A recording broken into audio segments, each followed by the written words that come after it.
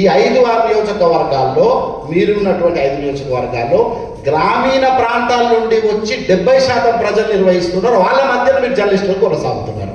అంటే అటు గ్రామీణ ప్రజల పరిస్థితి మీద మీకు అవగాహన ఉంది. వాళ్ళ మధ్యలో పనిచేయడం ద్వారా అర్బన్ ఏరియాకు ఉన్నటువంటి స్పృహ మీలో ఉంది.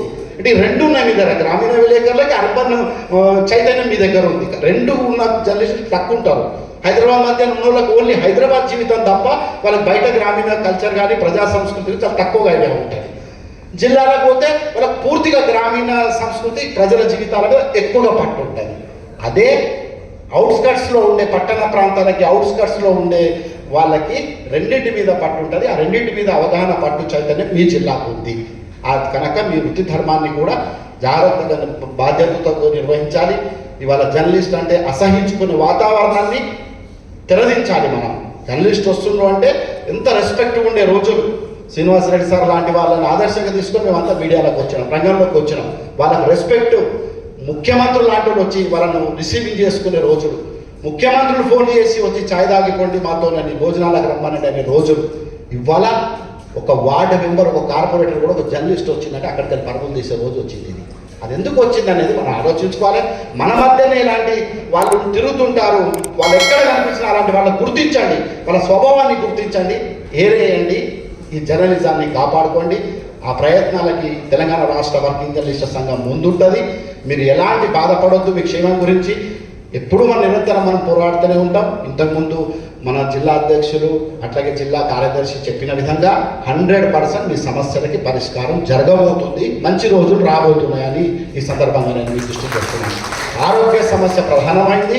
ఆరోగ్య సమస్య గురించి ఇప్పుడు పదవి వచ్చిందనే శ్రీనివాసరెడ్డి గారు అంతకుముందు కూడా ఆయన 10 ఏళ్ల పాటు చాలా సందర్భాల్లో జర్నలిస్టులకు ఆరోగ్య రక్షణ, వాళ్ళకి భద్రత కల్పించాలి, వాళ్ళకి హెల్త్ కార్డుల విషయంలో న్యాయం చేయండి అంటూ ఖచ్చితంగా గవర్నమెంట్ల మీద ప్రెషర్ తెచ్చినాం. ఇప్పుడు కూడా వారు రాగానే బాధ్యతలు తీసుకోగానే మొదటగా జర్నలిస్ట్ ఆరోగ్యం గురించి ఏం చేస్తే బాగుంటుంది అనేది ఒక ఎక్సర్సైజ్, ఒక కసరత్తులు ప్రారంభించినందుకు వారికి కూడా నేను కృతజ్ఞతలు తెలుపుకుంటున్నాను. ఇళ్ల స్థలాలకు సంబంధించి కూడా వాళ్ళు ఇప్పటికే ప్రభుత్వ పెద్దలతో మాట్లాడారు. శివారు ప్రాంతాల్లో మీరు ఎదుర్కొంటున్నటువంటి సమస్యలు కూడా వారి దృష్టిలో ఉన్నవి.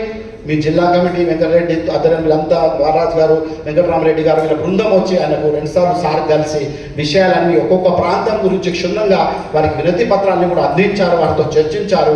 ఎన్నికల నోటిఫికేషన్ మూలంగా తదుపరి అడుగు మనం ముందుకు వేయలేకపోయినాం. ఎన్నికల తర్వాత మనం ఈ 10 ఏళ్ళు ఎదురు చూసినాం. ఒక 1 to 1.5 year లోపల ఖచ్చితంగా వీటికి ఎక్కడికక్కడ ఫుల్ స్టాప్లు పెట్టుకుంటూ మీ సమస్యలకు పరిష్కారం జరిగే విధంగా, అట్లాగే హెల్త్ కార్డులతో మీరు మీ ఆరోగ్యాలకి భద్రత కల్పించే విధంగా మన యూనియన్ కృషి చేస్తుంది. ఆ యూనియన్కి మీడియా అకాడమీ చైర్మన్గా శ్రీనివాసరెడ్డి సార్ గారి ఆశీస్సులు ఉంటాయని చెప్పి నేను కోరుకుంటూ ఈ అవకాశం ఇచ్చిన మీకు నేను మరొక్కసారి కృతజ్ఞతలు తెలుపుకుంటూ సెలవు. Please like, share and subscribe.